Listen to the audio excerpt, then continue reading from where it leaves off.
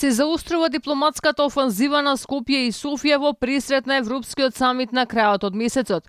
Од Брисел притискаат за брзо решение по европски тирг. Дилемите се дали тоа за нас значи нови отстапки, што стана и очигледно по најавите дека ќе треба да има и нов договор.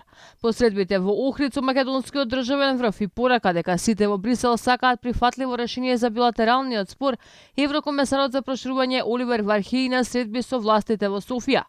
На бугарскиот премиер му посочил дека сака договор до јуни, но и дека бил фрустриран што се уште нема решение за спорот. Се уште ја чекам поддршката од Бугарија и работиме на тоа сите овие разговори што ги водам овде во Софија, редовни во Скопје, конечно да ја разјаснат и зајакнат европската перспектива за Македонија.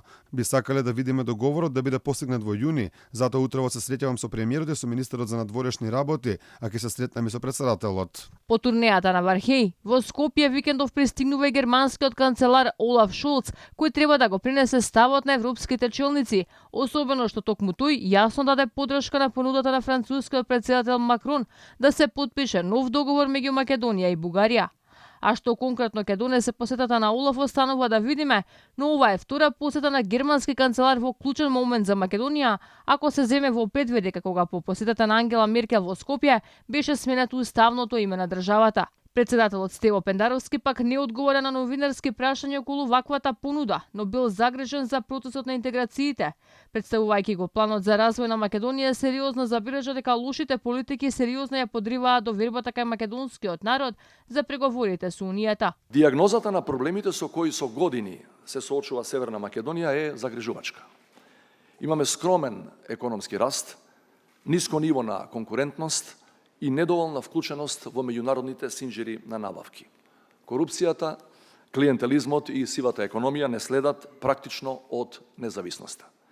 Сегашниот развој е еколошки неодржлив, социјално неинклузивен, регионално неизбалансиран, енергетски ранлив. Закочените европски интеграции доведуваа до чести политички кризи, поларизација во општеството и партизација на институциите.